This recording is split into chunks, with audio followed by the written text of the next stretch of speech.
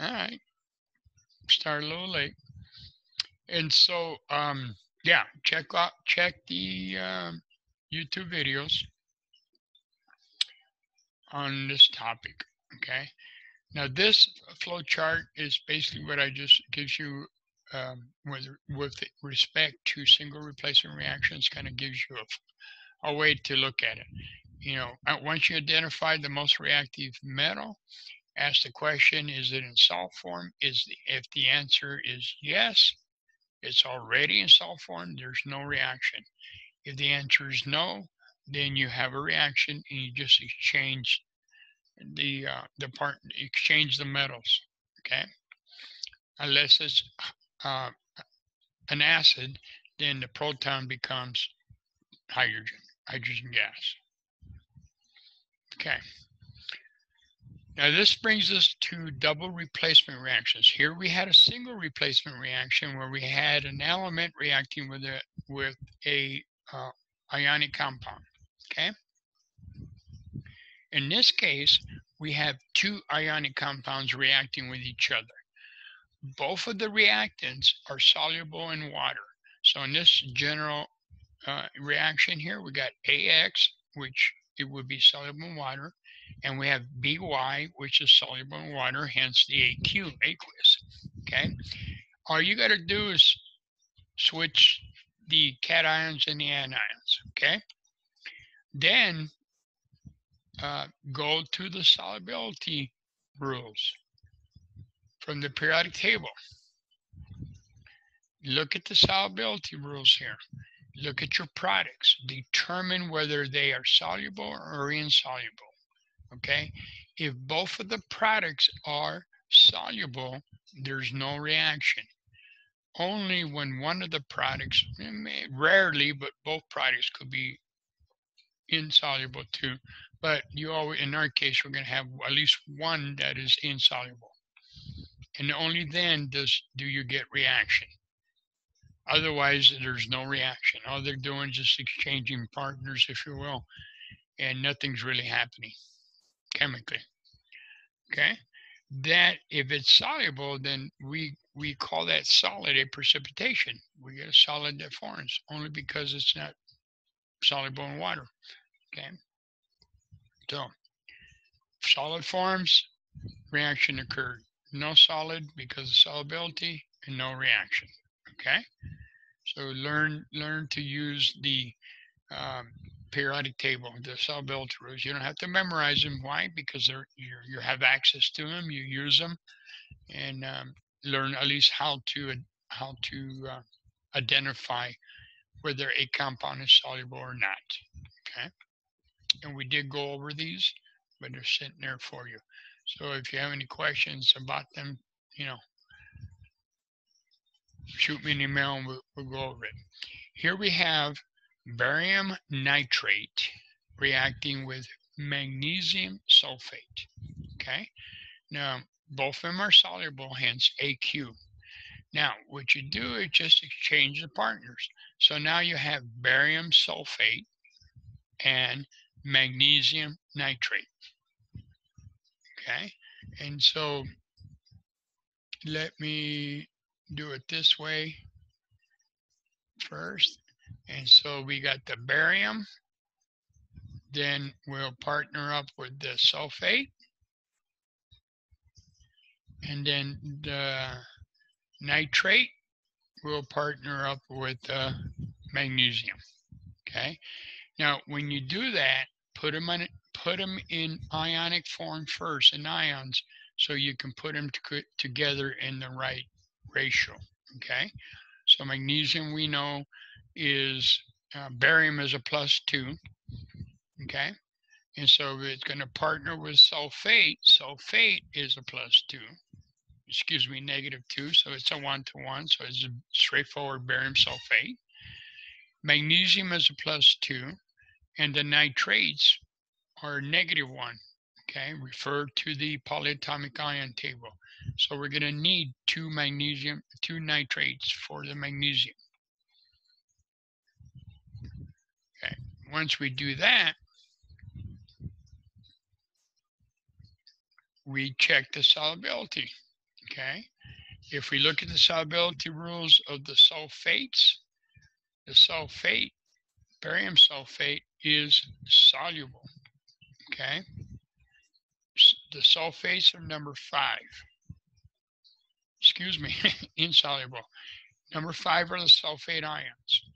Normally they're soluble with the exception of Sr, Ba, silver, and lead while we're dealing with barium. Therefore, it's insoluble.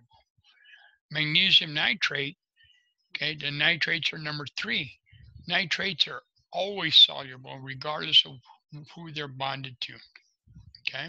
So that's AQ. All right, so we do have reaction proceeding here because barium sulfate is insoluble. Now we need to balance it, and in this case, follow the polyatomic ions, and everything else will just fall in place. We have 2 nitrates as reactants, 2 nitrates as products. We have 1 sulfate as reactant and 1 sulfate as product, and then the metals just fall in place. Okay, so we have the reaction as written is balanced. It just came out for this example. Okay, so you want to balance polyatomic ions as a group. It's not necessary to count every nitrogen, every oxygen. It's a packet. Just make it easy on you. Okay. Here we have lead nitrate. Again, nitrates are number 3 in the solubility rules. They're all soluble, so aqueous. And then potassium iodide. Again, number 4, all the halogens in this case are soluble with the exception of those 3, silver, mercury, and lead. Okay, so potassium is soluble. And potassium is in number 1, so everything bonded to, any anion bonded to potassium is soluble. Simply exchange the partners. So now you have lead iodide and potassium nitrate. Okay. Well, lead iodide, look at number 4. You have lead X2 there, number 4 in the solubility rules, insoluble. So this reaction will proceed. Okay. So we got a solid lead I2, which is insoluble, and then the nitrate, potassium nitrate, totally soluble because of potassium and because of the nitrate. So that's AQ. And then follow the polyatomic ions. We got 2 nitrates on the left side, so that makes us put a 2 in front of potassium nitrate, okay, which kicks up the potassium. Then we go back and put a 2 in front of potassium iodide. And so we have a balanced chemical equation. Okay. We have barium chloride and silver nitrate. A quick kind of a flag to tell you that this thing is going to react. The fact that you got silver, the fact that you got a halogen, okay, those guys, the heavy metal, always will give you a precipitate. So this reaction will proceed. It will react. Okay, and so we have it there where we have silver chloride and barium nitrate as the products. Okay, and they're balanced again by follow the polyatomic ions, and everything else will balance itself. Okay. Now that takes care of the types of reactions. What we have earlier, remember I did that example. I said, hey, look at zinc goes from a +2 to 0. And it did that by gaining 2 electrons, and then sodium went from a 0 to a +1. Okay. That exchange of electrons, they have a specific name. Now, redox reactions are just encompasses the reactions we just talked about. There are many single replacement, many combustion reactions, and decomposition reactions that are also called redox reactions. Okay, now redox is a combination of two words: reduction and oxidation. Okay, oxidation is the loss of electrons. So earlier when we had zinc going from sodium going from a zero state to a +1, it did that by losing an electron. So sodium underwent oxidation. Zinc, on the other hand, was in the +2 state, oxidation state, and it went to 0, and it did that by gaining 2 electrons, and that is called reduction. So oxidation is loss of electrons, and reduction is gain of electrons. The thing about redox reactions, they happen together simultaneously. You can't have one without the other.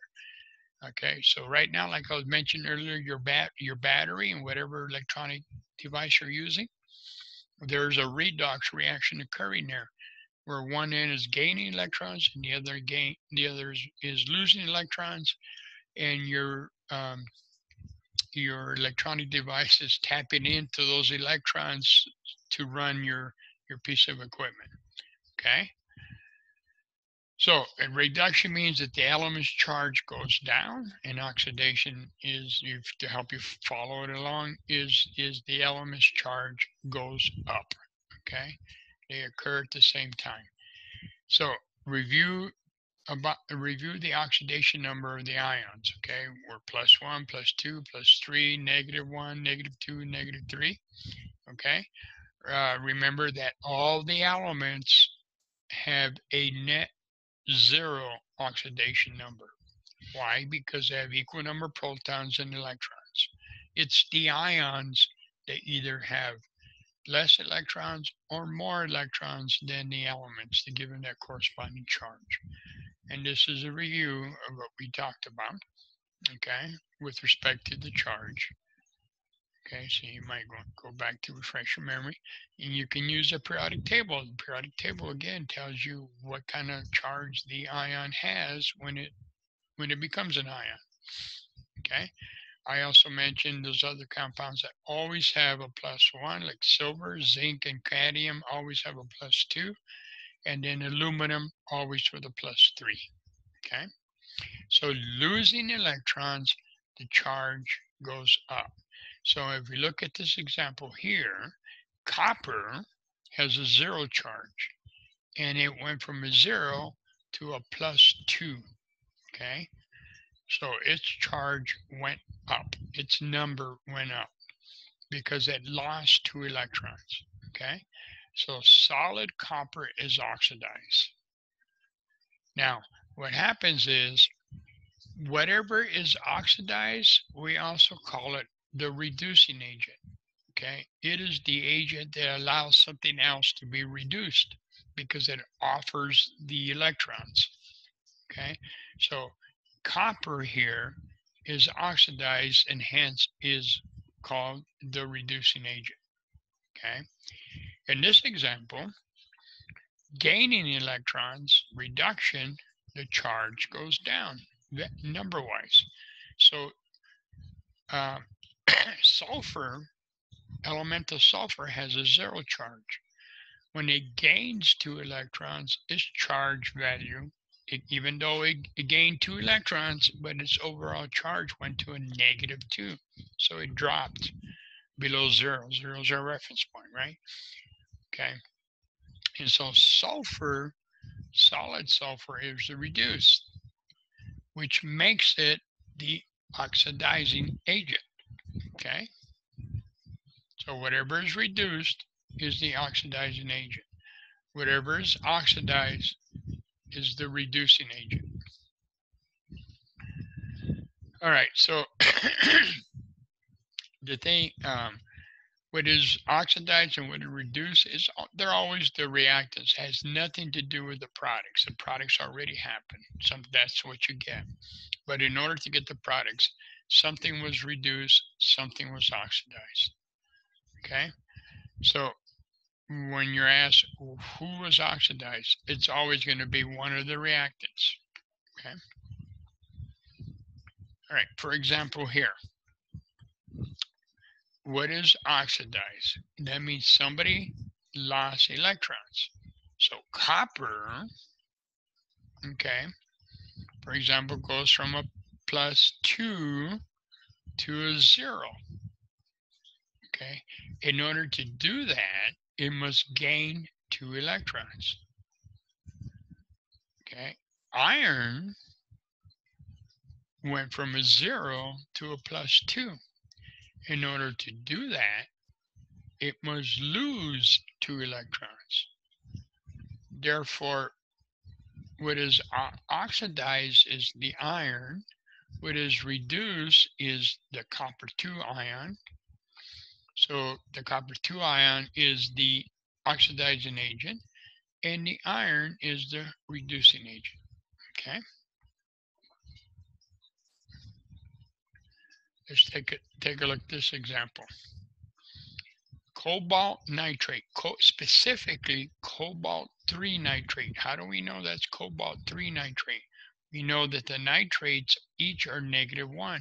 There's 3 of them. So that means that cobalt must be a +3 state here.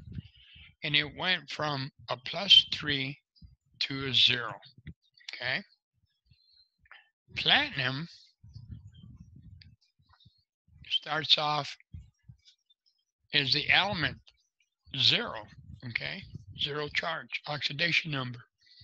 And it goes into platinum 3 nitrate. So it went from a 0 to a +3 state, oxidation state.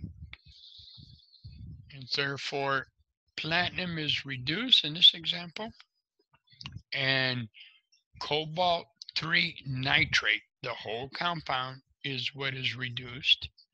And then that makes it the oxidizing agent, cobalt 3 nitrate, and the reducing agent is platinum. Okay. So what is the name? I just gave you that, cobalt 3 nitrate. All right, again, there's YouTube videos, and I'll have this one uploaded too. Unfortunately, I think we missed the first 10 minutes, maybe 15 minutes.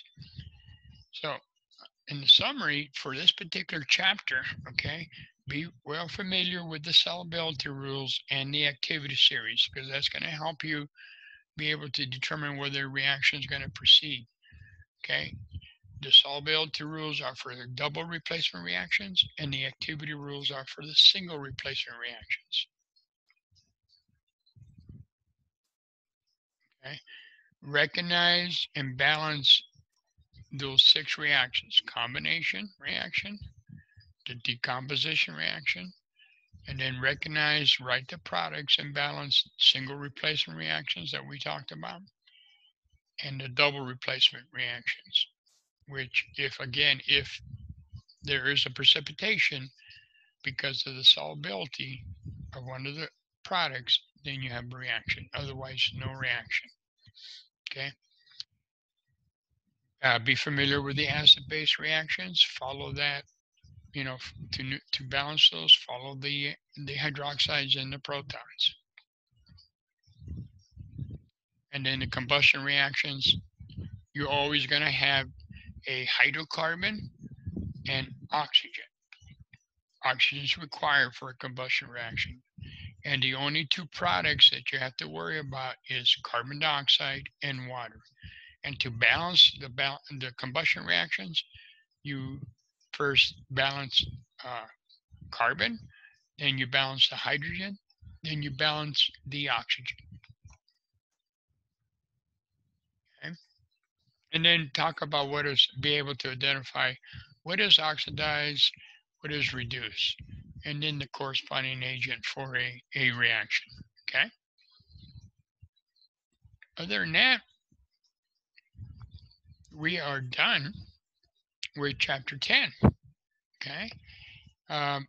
Tomorrow we will jump into chapter 11. 11 is extremely short, maybe about 11, 12 pages, and then probably jump into 12 then. So we're just right on schedule right now. Okay.